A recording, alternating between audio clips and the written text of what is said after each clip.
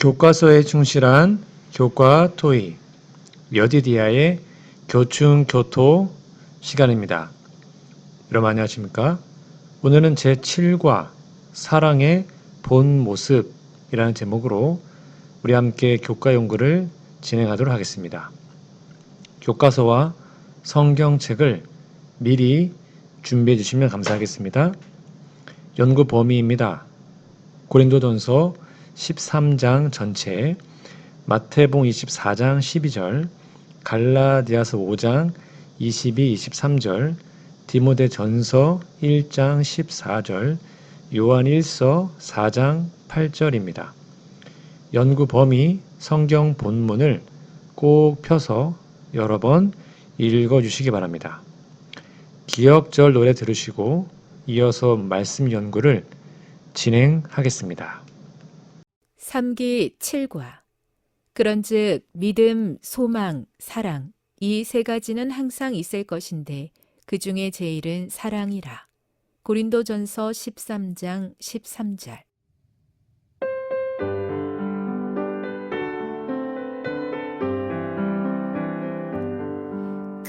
그런즉 믿음, 소망, 사랑 이 세 가지는 항상 있을 것인데 그 중에 제일은 사랑이라. 고린도전서 13장 13절.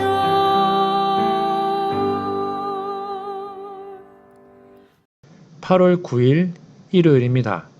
제목은 사랑의 본질. 교과서 질문입니다. 고린도전서 13장을 읽고 사랑을 무엇이라고 말하는지 요약해보라. 그리스도의 성품이자 영원한 승리인 사랑에 대한 이야기를 좀 해보도록 하겠습니다.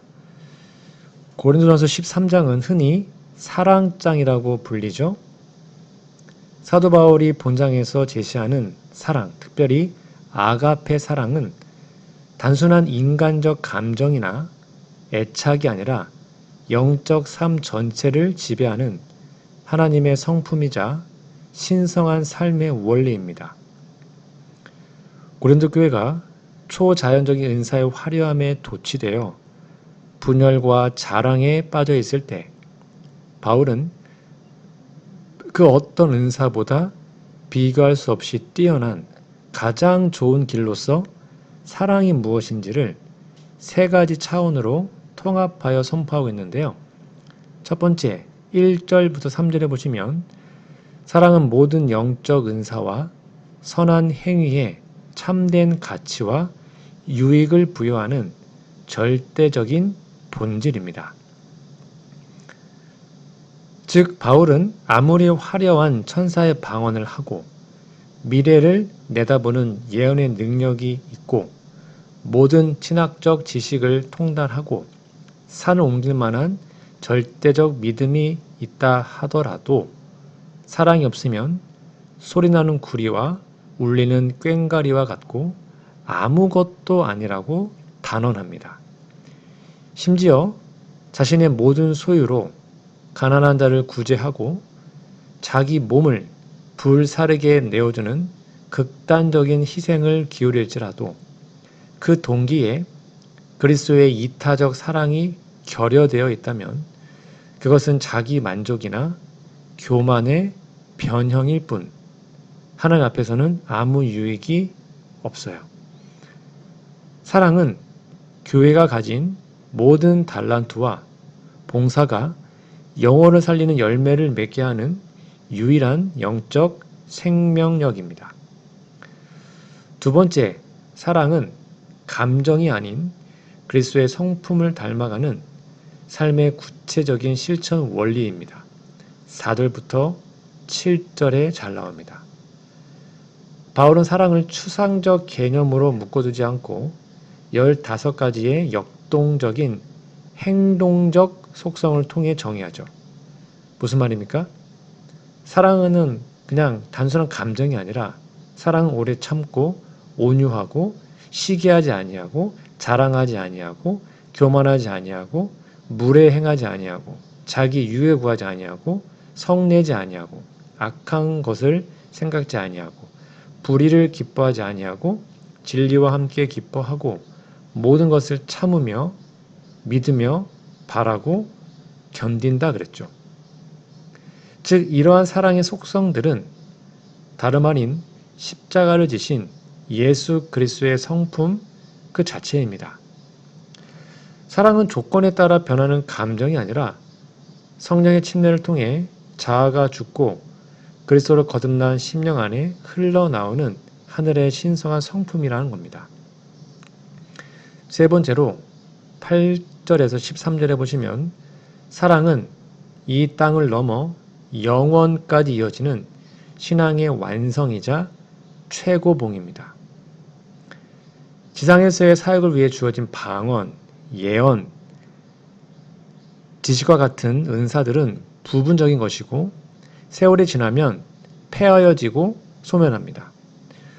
우리가 세상에 있을 때에는 거울로 보는 것 같이 희미하고 어린아이같이 깨닫지만 주님 다시 오시는 그 영광스러운 재림의 날에는 온전한 것으로 오고 얼굴과 얼굴을 맞대어 보듯 명확히 알게 될 것입니다. 그러나 은사가 다하는 그 날에도 사랑은 결코 떨어지지 않습니다. 바울은 그런즉 믿음, 소망, 사랑 이 세 가지는 항상 있을 것인데 그 중에 제일은 사랑이라고 결론을 맺죠. 믿음은 바라던 것이 눈앞에 실현될 때 성취되고 소망은 영원한 나라에 입성할 때 완성되지만 사랑은 영원한 세대 동안 하나님과 구원받은 백성들 사이를 잇는 거룩한 끈으로 영원히 지속되기 때문입니다.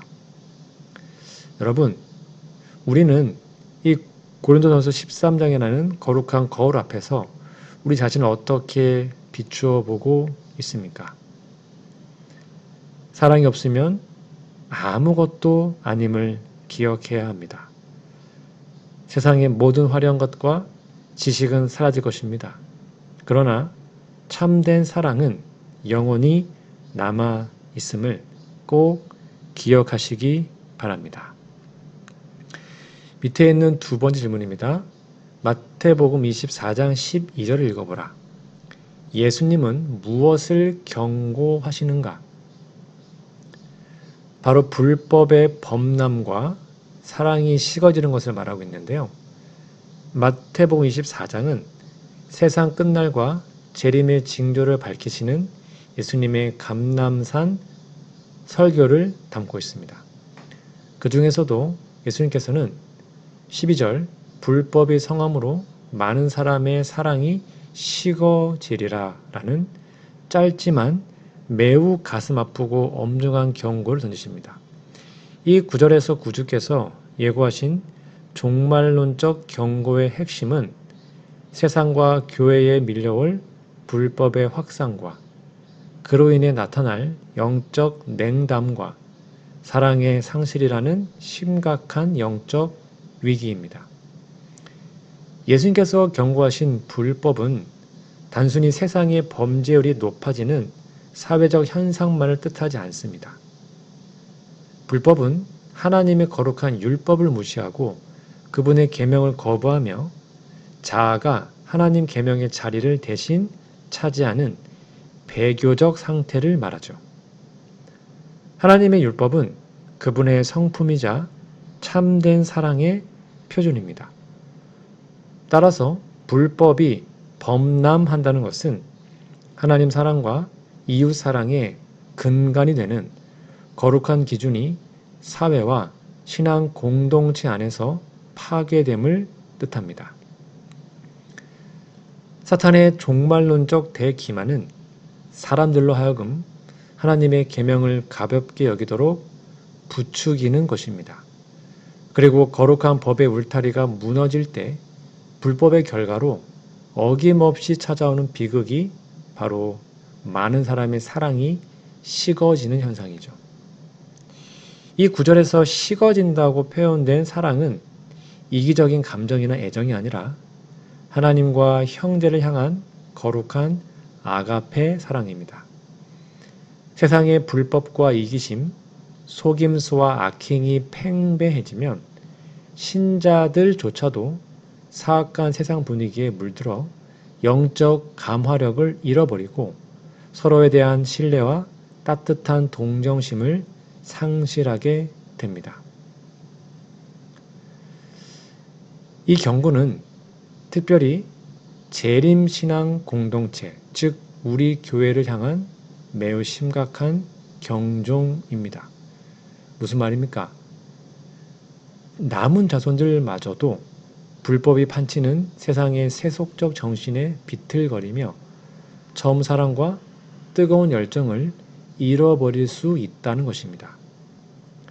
경건의 모양은 있으나 경건의 능력을 잃어버린 미지근한 상태, 진리의 지식은 소유했으나 가슴은 차갑게 식어버린 영적 안일함이야말로 마태복음 24장 12절의 경고하는 마지막 시대의 치명적인 질병입니다. 결국 예수님께서는 불법의 거센 파도가 온 세상을 덮칠 때 세상의 죄악 때문이라는 핑계로 성도들의 마음에 차오르는 냉소와 방관, 그리고 사랑의 결핍을 경계하라고 호소하고 계십니다. 그리고 바로 뒤이어서 13절에 그러나 끝까지 견디는 자는 구원을 얻으리라는 소망의 약속을 덧붙이심으로 불법과 냉담의 시대 속에서도 그리스도의 십자가 사랑을 가슴에 품고 믿음의 정절을 지키는 자들이 되어야 함을 강력히 강조하시죠. 여러분, 지금 우리의 마음은 어떻습니까? 사랑이 충만합니까? 아니면 사랑이 식어져 가고 있습니까? 우리의 마음에 사랑이 식지 않고 더 뜨거워질 수 있도록 날마다 십자가를 바라보고 예수님을 사랑하는 우리 모두가 되기를 간절히 바랍니다. 8월 10일 월요일입니다. 제목은 사랑이란 어떻게 하는 것인가? 자, 질문입니다. 고린도전서 13장 4절에서 7절 읽어보라. 바울은 여러 가지 동사를 사용해 사랑을 묘사한다. 그에게 사랑이란 감정이라 느낌보다는 행동이다. 그렇다면 어떻게 행동하는 것이 사랑인가? 아마 앞에서 이미 설명드렸지만 다시 설명드려볼까요? 사도 바울은 13장 4절에서 7절까지의 구절에서 사랑이란 단어를 설명할 때 형용사나 명사가 아닌 무려 15개의 능동적인 동사와 행동 양식을 사용하여 사랑을 묘사합니다. 즉 바울의 관점에서 사랑은 마음속에서 일어나는 감정이나 느낌이 아닙니다. 사랑은 타인과의 관계 속에서 어떻게 선택하고 행동하는가로 증명되는 살아있는 삶의 원리이자 실천인 것이죠. 본문에서 바울이 명시하는 사랑 행동 방식은 크게 세 가지의 구체적인 실천의 차원으로 나타납니다. 첫 번째, 타인을 향한 적극적인 은혜와 자제의 행동입니다. 사랑의 첫 번째 행동은 4절에 보시면 오래 참고 온유합니다.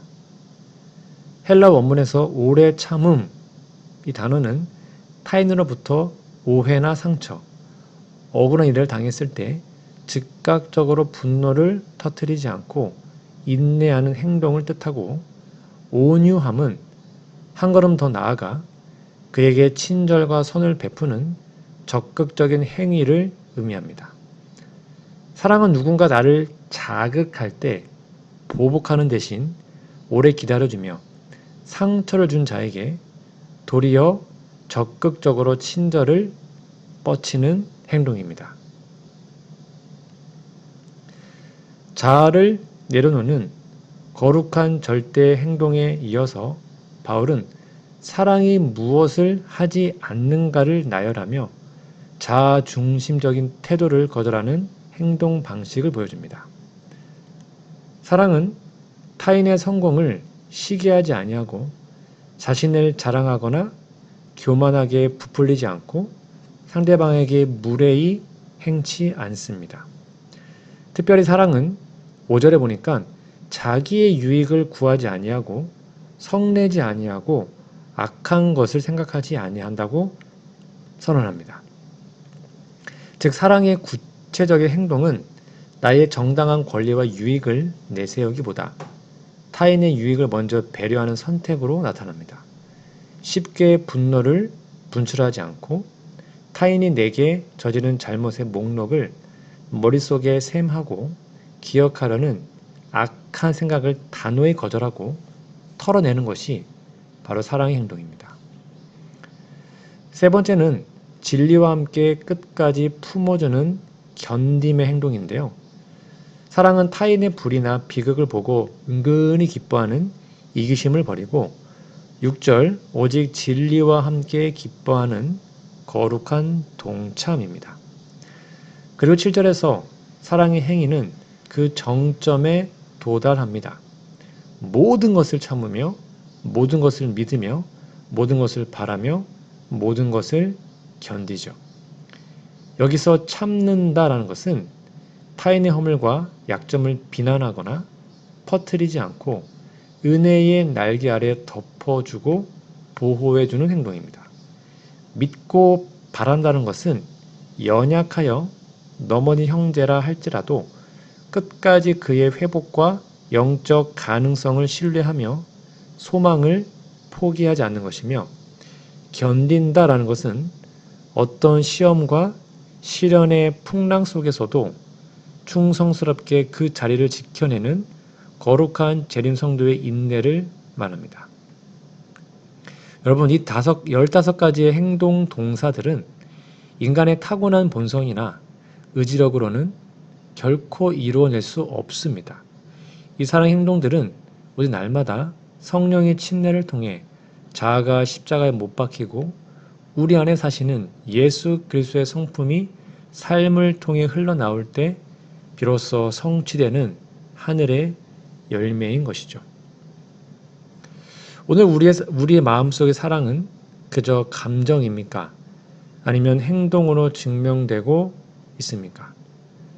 내가 아무리 사랑한다고 말을 해도 그 사랑이 우리 마음속에, 우리의 삶 속에 행동으로 증명되지 않으면 사랑은 의미가 없습니다.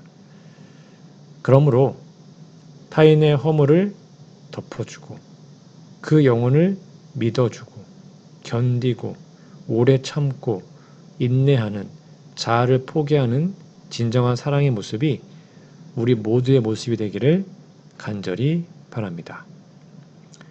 8월 11일 화요일입니다. 제목은 사랑이란 어떻게 하지 않는 것인가? 자, 제목에 질문해 보시면 고린도전서 13장 4에서 7절을 다시 읽어보라.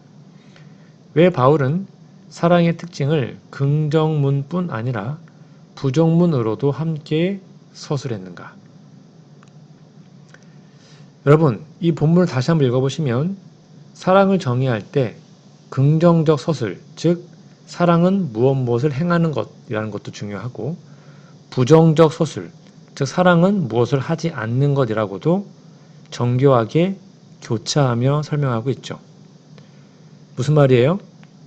해야 하는 것은 오래 참고 온유하고 진리와 함께 기뻐하고 모든 것을 믿고 참으며 견디고 이런 것들은 긍정적인 해야 하는 겁니다.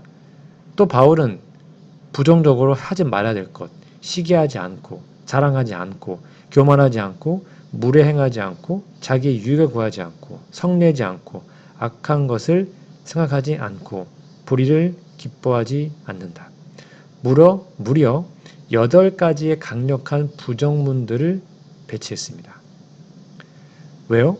바울이 이처럼 사랑의 속성을 긍정문뿐만 아니라 부정문으로도 함께 서술한 데는 고린도 교회 역사적 정황과 기독교 품성 변화의 본질을 관통하는 명확하고 깊은 이유가 존재합니다.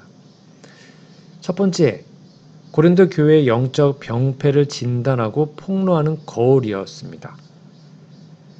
왜요? 이 부정문들은 그 당시 고린도 교회 안에서 실제로 벌어지고 있던 실제적인 영적 질병과 죄악들을 정확히 겨냥한 척도였습니다. 고린도 교인들은 초자연적인 방언과 지식, 은사를 소유했노라 라고 자랑했지만 그들의 영적인 실상은 파벌 싸움, 시기와 질투, 영적 교만, 성도 간의 법정 소송, 무례함, 그리고 자신의 권리만을 주장하는 이기심으로 얼룩져 있었죠. 바울이 사랑은 시기하지 아니한다. 사랑은 시기하지 아니한다 라고 얘기했잖아요.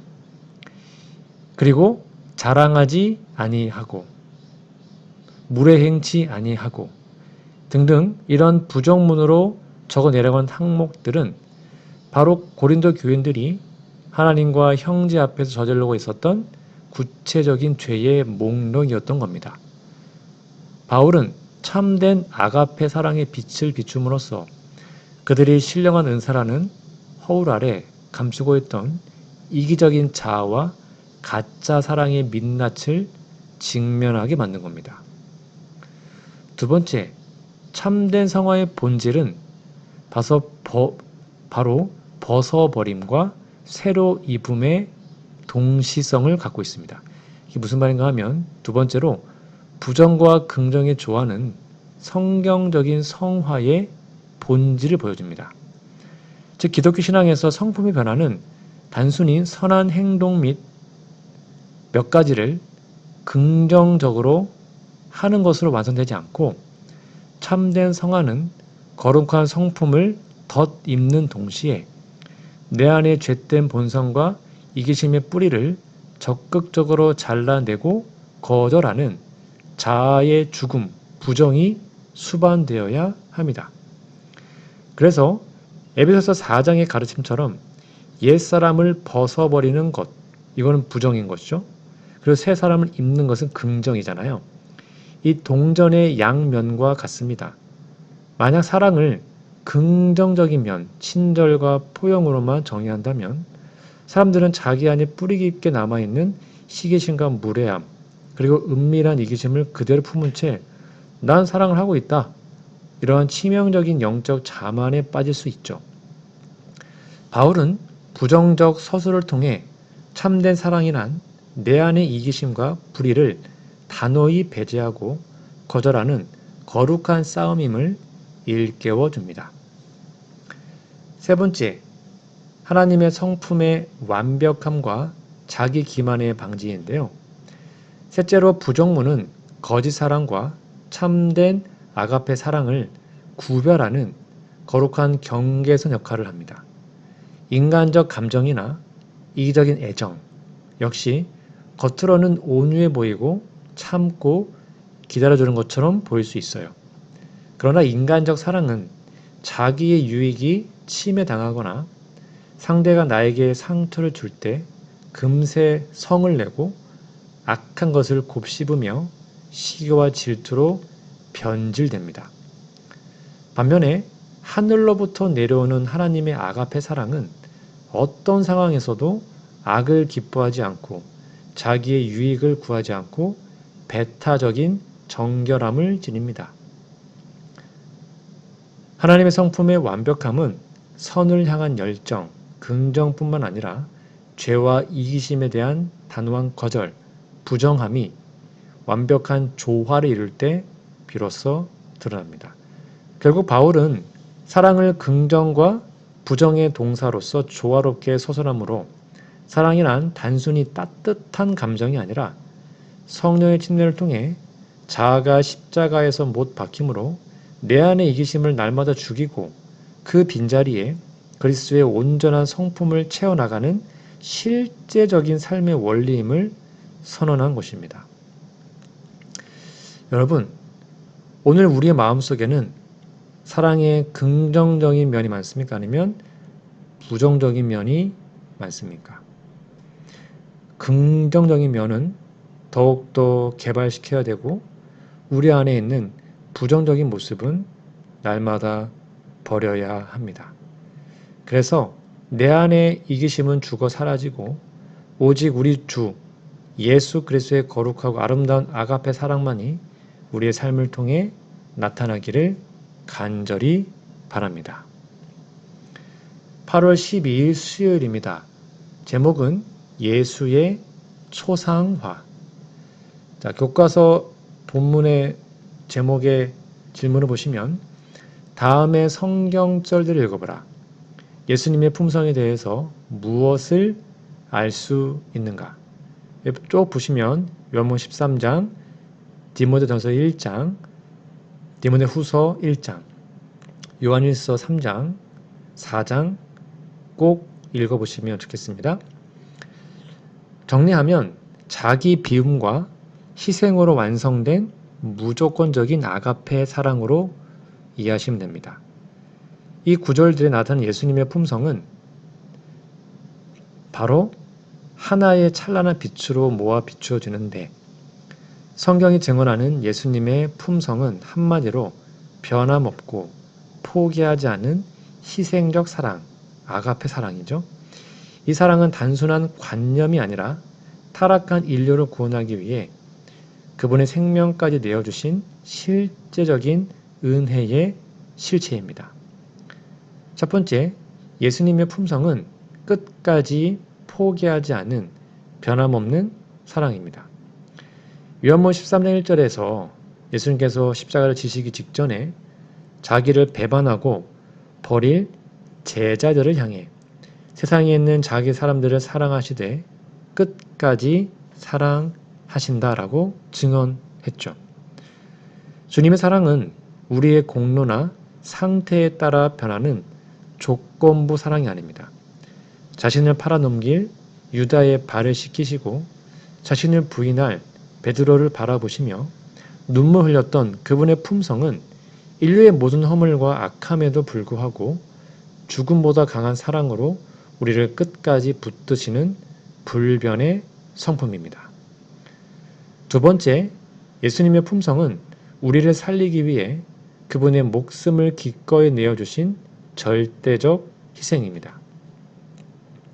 사도 요한은 요한일서 3장 16절에 그가 우리를 위하여 목숨을 버리셨으니 우리가 이로써 사랑을 알고라고 고백하며 하나님께서 그분의 독생자를 이 세상에 화목제물로 보내신 것이야말로 사랑의 결정체라고 선언하죠.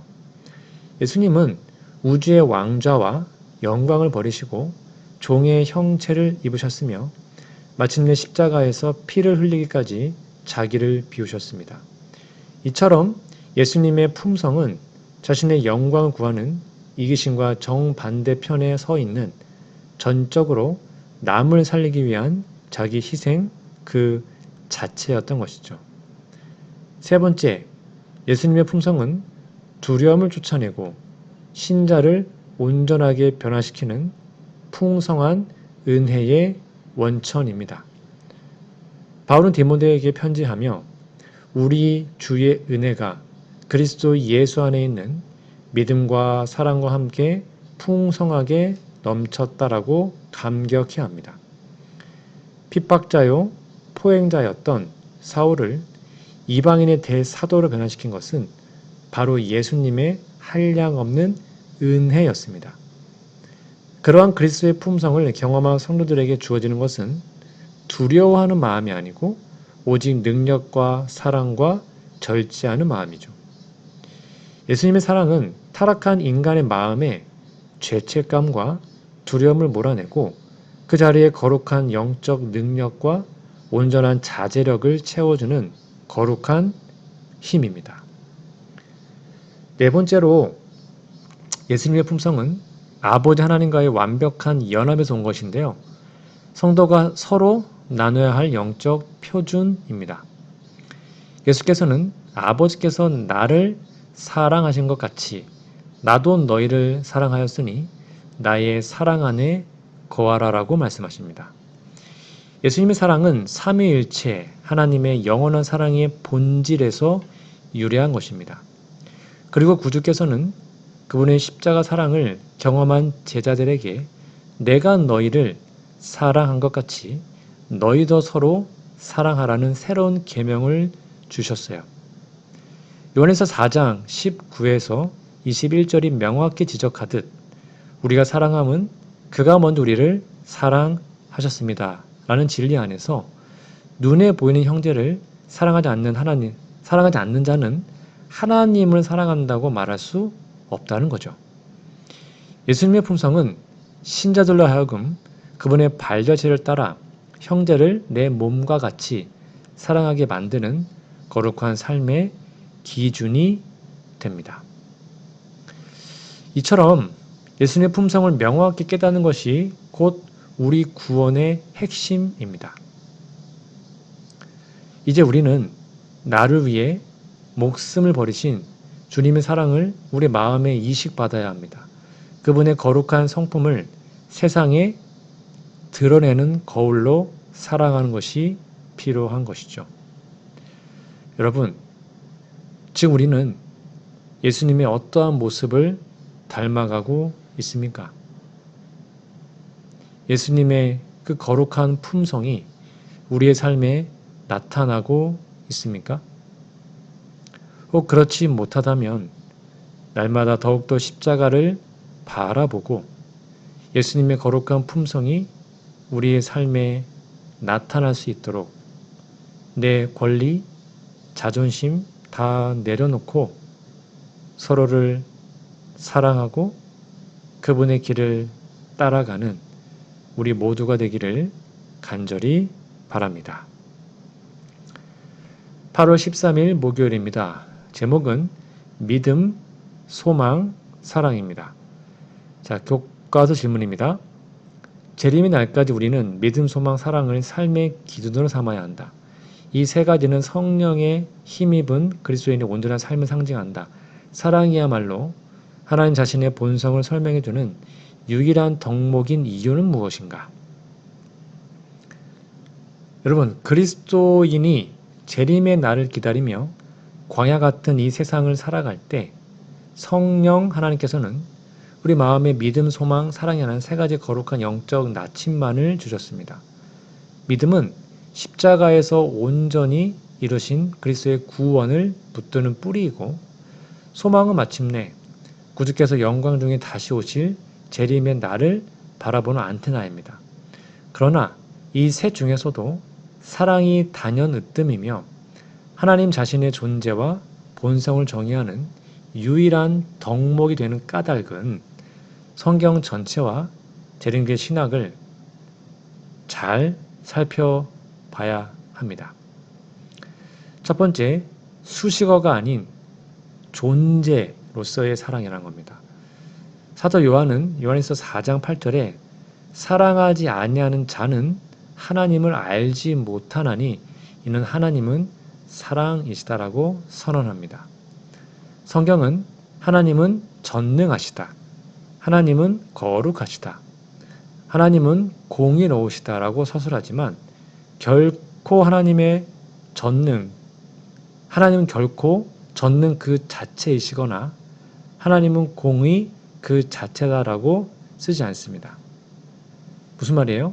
전능, 공의, 거룩, 지혜 등은 하나님의 거룩한 행위와 속성을 설명하는 수식어이지만 사랑은 하나님의 존재와 그 본성 자체이기 때문입니다. 하나님에게 있어서 그 아가페 사랑은 상황에 따라 생겨나거나 변하는 감정이 아니라, 또는 여러 성품 중 하나가 아니라 그분의 존재 자체이십니다. 즉 하나님은 사랑이 많으시다, 틀린 말입니다. 하나님은 곧 사랑이십니다. 하나님의 공의는 사랑이 악으로부터 피조물들을 보호하는 방식이고, 하나님의 은혜는 사랑이 죄인을 향해 굽어보는 모양이고, 하나님의 전능함은 사랑을 우주 속에 실현하는 권능이죠. 즉 하나님의 모든 속성은 오직 이 사랑이라는 한 단어의 원리 안에 다 조화를 이루고 있다는 겁니다. 두 번째로 믿음과 소망을 넘어선 영원성과 이 삼위일체적 본성을 좀 살펴봐야 되는데요. 믿음과 소망은 타락한 인류를 구원하기 위해 피조물인 인간 편에서 필요한 영적 도구입니다. 하나님 스스로는 누군가를 신뢰해야 하는 믿음이나 미래를 기다려야 하는 소망을 가질 필요가 없죠. 하나님은 주권자이시기 때문입니다. 또한 재림의 날이 이르러 우리가 눈으로 주를 배울 때 믿음은 실상으로 바뀔 것이며 약속된 하나님 나라가 임할 때 소망은 완벽히 성취되어 목적을 다하게 되겠죠. 그러나 사랑은 다릅니다. 고린도전서 13장 13절의 말씀처럼 사랑은 영원히 패하여지지 않죠. 사랑은 창조 이전 삼위일체 하나님, 아버지, 아들, 성령 사이에서 영원 전부터 흘러나오던 관계의 본질이었습니다. 구속의 경륜이 완성되고 영원한 세대가 시작되어도 온 우주를 통치하는 하나님의 율법과 보좌의 기초는 영원히 사랑일 것입니다. 그러면 대쟁투의 승리와 구속의 기초가 뭘까요? 우주적 대쟁투의 핵심 쟁점은 하나님의 품성에 대한 사탄의 모함이었죠. 즉 사탄은 하나님의 율법은 이기적이고 강요된 규칙에 불과하다고 주장했습니다.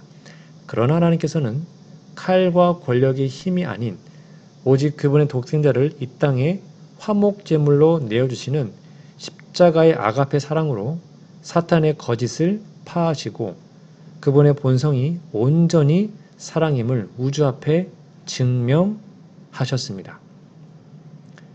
즉 사랑의 법은 하나님의 정부의 기초이죠. 우리가 성령의 측면을 통해 옛사람을 버리고 그리스도와 함께 거듭날 때 우리는 단순히 종교적 의무를 이행하는 자가 되는 것이 아니라 하나님의 본성이신 그 아가페 사랑을 마음에 이식받아 재림의 날까지 세상에 주님의 품성을 반사하는 거룩한 통로가 되는 것입니다. 여러분, 우리 마음속에 있는 그 사랑은 어떤 사랑입니까? 하나님의 사랑이 우리 마음속에 가득 넘쳐 있습니까?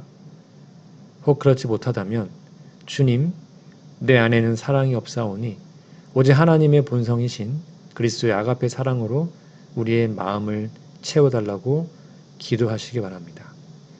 그리하여 견고한 뿌리와 소망의 찬란한 눈빛을 유지하되 세상이 우리의 삶을 통해 하나님 사랑을 맛볼 수 있고 느낄 수 있도록 믿음으로 소망을 가지고 사랑의 마음으로 하나님을 믿는 우리 모두가 되기를 간절히 바랍니다. 오늘은 제7과 사랑의 본 모습이라는 제목으로 우리 함께 교과 연구를 진행하였습니다. 여러분, 연구 범위 성경 본문을 꼭 펴서 여러 번 읽어주시면 좋겠습니다. 기억절도 꼭 외워주시고요.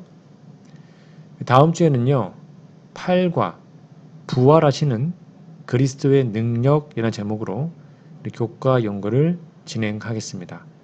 다음 주까지 영육간에 강건하시고 기도하고 모든 공부를 마치겠습니다. 하늘에 계신 아버지, 주님 앞에 저는 1만 달란트 빚진 종입니다.